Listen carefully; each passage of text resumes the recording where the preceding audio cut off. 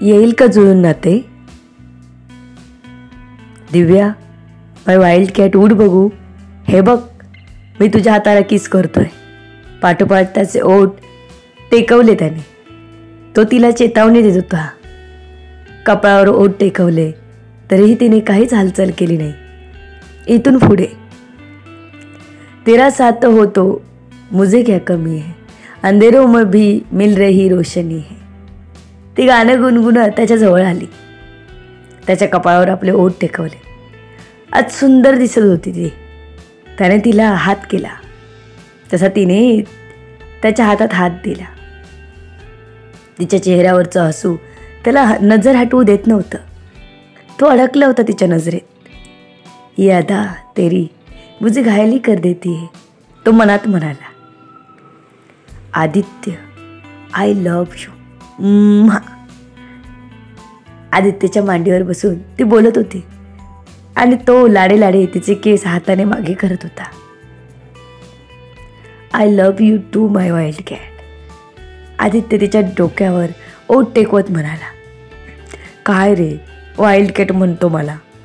ती त्याच्या खांद्यावर चापट मारत म्हणाली. मग काय, अटॅकच असा केला होतास माझ्यावर, मग काय म्हणू मी? वाईल्डच म्हणणार ना. आणि कॅटसारखी गुरगुर करत असतेस नुसती, मग कॅटच म्हणणार ना. तो पुन्हा तिच्या केसात हात घालत म्हणाला. तिने लटक्या रागाने नाक फुगवलं. आधी मी तुझ्याशिवाय नाही जगू शकत. तू मला सोडून जाणार नाहीस ना? दिव्याने त्याच्या गळ्यात हात टाकत विचारलं. नो, कधीच सोडून जाणार नाही मी तुला. आदित्यने तिला वचन दिलं. दोघे तळ्याकाठी छान बसले होते. स्वतःत मग्न होते. दोघांना जगाचा विसर पडला होता. तिचा तो पिस्ता कलरचा सुंदर ड्रेस आणि त्याचे ब्रँडेड शर्ट पॅन्ट एकदम मेड फॉर इच अदर अशी जोडी दिसत होती. हातात हात घेऊन दोघे निवांत त्या वातावरणाचा आनंद घेत होते. सिक्युरिटी आधीच आजूबाजूला अंतर ठेवून उभे होते.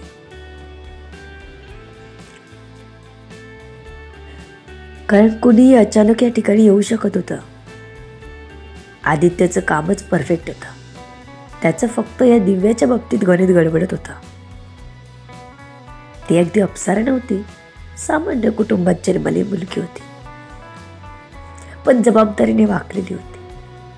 काही गोष्टी गणित तिचीही चुकली होती, पण एकदा घडून गेलेली गोष्ट आयुष्यात आपण बदलू शकत नाही. नाहीतर तिने नितीनचा चॅप्टरच आयुष्यातून डिलीट केला असता. असो, जे होऊन गेलं ते होऊन गेलं. त्याचा हात हाती घेऊन तिलाही आनंद होत होता. घट्ट पकडला होता त्याने. तिला कधीच आयुष्यातून जाऊ देणार नव्हता.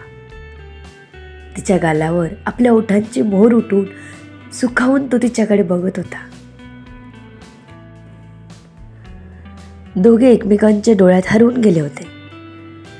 तिथलं ते शांत आणि थंड वातावरण रोमॅन्टिक मूड बनवत होतं.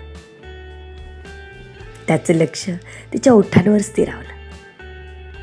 त्याने हळूच तिला आपल्याकडे वळवून घेतलं. तीही लाजत त्याच्याकडे वळली. लाजेची लाली तिच्या गालावर झरझर चढली. आदित्य, आहा, त्याचे कान ह्याच आवाजासाठी आसुसले होते. कॉल मी वन्स अगेन, तो एकदम कामुक आवाजात म्हणाला. आदित्य. आता आदित्यच्या खांद्यावर मारत दिव्या म्हणाले, सच अ बॅड कॉल. त्याने मनाशीच तिला म्हणाला आणि तिला आपल्या हाताने जवळ ओढलं. आत्ता तिच्या ओठांवर मोहर उठूनच तो शांत बसणार होता. तिने कितीही हालचाल केली तरी काही उपयोग नव्हता. त्याने त्याचे ओठ तिच्या अगदी जवळ आणले. तिने डोळे बंद केले. तो आता ओठ टेकवेल आपल्या ओठांवर म्हणून तिचे ओठ हलकेच विलग झाले. तिची ती अदा बघून तो हसला. अजून का नाही केलं किस म्हणून तिने डोळे उघडले तर तो तिलाच मिश्किलपणे बघत होता. तिने पुढे होऊन स्वतःहून त्याच्या ओठांवर ओठ टेकवले. हे सरप्राईज होतं त्याच्यासाठी. त्याच्या नाजूक ओठांचा स्पर्श होताच त्याच्या गतीला वेग आला. त्याने तिचं डोकं घट्ट पकडत आपले ओठ आवेगाने तिच्या ओठांवर टेकवले. तशी मंद हवेची झुळूक आली. तिच्या सहित त्यालाही शहारून आलं. त्याने तिच्या भोवती आपले हात गुंडाळले. त्याला खूप प्रतीक्षेनंतर ती मिळाली होती. तिला आता कुठेच जाऊ द्यायचं नव्हतं. त्याला तिच्यासोबत प्रत्येक क्षण जगायचा होता. त्याने मंद गाणं आपल्या मोबाईलवर लावलं. तू अशी जवळी राहा. तिच्या हातात हात घालून तू कपल डान्स करू लागला. हिरव्यागार रानावर त्यांचे पाय हळूवारपणे उचलत होते. हातांचा स्पर्श सुखावत होता आणि त्याच्या मनात आनंदाच्या उकळ्या फुटत होत्या. तो तिला त्या गाण्यासोबत एक एक स्टेप करायला लावत होता. डोळ्यांवर विश्वास बसत नव्हता. अजूनपर्यंत गुरगुर करणारी ती त्याच्या मिठीत होती. तो हरवून गेला होता. त्याला एक क्षण मन भरून जगायचे होते. तळ्याच्या पाण्यात त्याला हालचाल जाणवली. त्याने तिकडे जास्त लक्ष दिलं नाही. तो तिला घेऊन त्या पाण्याजवळ आला. मंद मंद लाटा याव्या तसं पाणी हालत होतं. पाण्यात पाय टाकून बसायचा तिला मोह आवरता आला नाही आणि त्यालाही तिचा हट्ट मोडता आला नाही. तो तिचा हात हातात घेऊनच तिच्या जवळ बसला. ह्या क्षणांची त्याने किती किती वाट बघितली होती. चुकून एक वाऱ्याची जोरात झुळूक आली आणि त्या झोक्यासोबत ती तळ्यात पडली तर अशी भीती वाटत होती त्याला. म्हणूनच त्याने तिचा हात सोडला नव्हता. ती पाण्यात पाय हलवून त्या पाण्याचा आनंद घेत होती. त्या तळ्यातील कमळं खुश वाटत होती.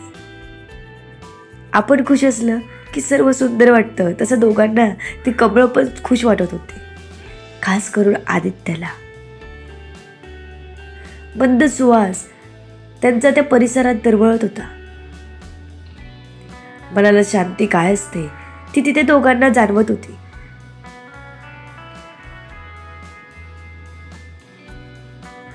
त्याने तिच्या हातावर नक्षीकाम करायला सुरुवात केली. तिचे हात नाजूक होते. नखं छान सेट केलेली होती. तो तिचे हात न्याहाळण्यात मग्न झाला. ते पाण्यात येणाऱ्या तरंगाला बघण्यात मग्न झाली. हा क्षण इथेच थांबावा, पुढे जाऊच नये असं वाटत होतं दोघांना. आदित्य तर खूप खुश होता. त्याला त्याची राणी मिळाली होती. आता तिला तो ह्या जगातले सर्व सुख देऊ इच्छित होता. तिच्या डोळ्यात अश्रू येऊ देणार नव्हता. तिला कोणी बोलेल किंवा वाकड्या नजरेने जो बघेल त्याला तो यमसंधी धाडायलाही मागे पुढे बघणार नव्हता.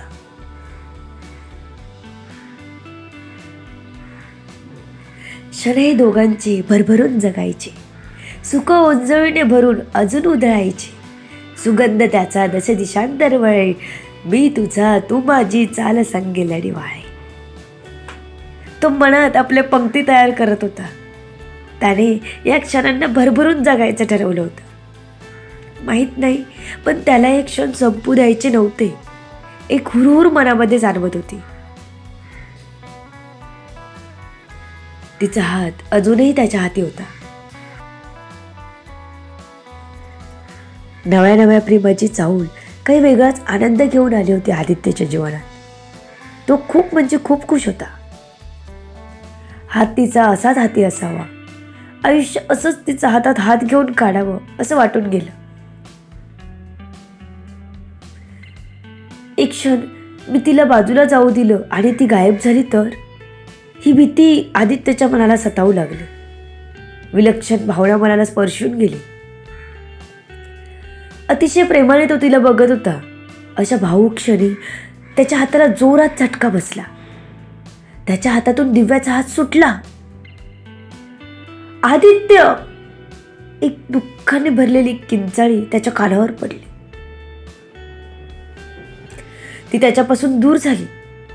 बेसावत तो तिचा हात सुटताच त्याने तळ्यात बघितलं. एक मगर दिव्याला ओढून तळाच्या तळाशी नेत होती. त्याने बेंबीच्या देठापासून ओढून तळ्यात उडी घेतली. दिव्या. To be continue. बघू पुढे काय होतंय. हे काय आता नवीन. मध्येच कथा कुठे गडगडली असं काहीतरी वाटत असेल ना तुम्हाला, तर कथा बरोबर ट्रॅकवर आहे. धीर धरा, सगळं उलगडत जाणार. त्यांचा रोमॅन्टिक मूड ऐकून तुम्हाला बरं वाटलं का? तर माझा आजचा भाग सार्थकी लागला. सर्व गोष्टी कळण्यासाठी आरबी व्हायरल फीवरवर पुढील येणारे भाग वाचायला आणि ऐकायला विसरू नका. तुमच्या अमूल्य प्रतिसादाची आतुरतेने वाट बघते. लेखिका शब्दवेदी उर्फ संतोषी राणे पाताळे. धन्यवाद. वेगवेगळ्या कथा ऐकण्यासाठी या चॅनलला सबस्क्राईब करा.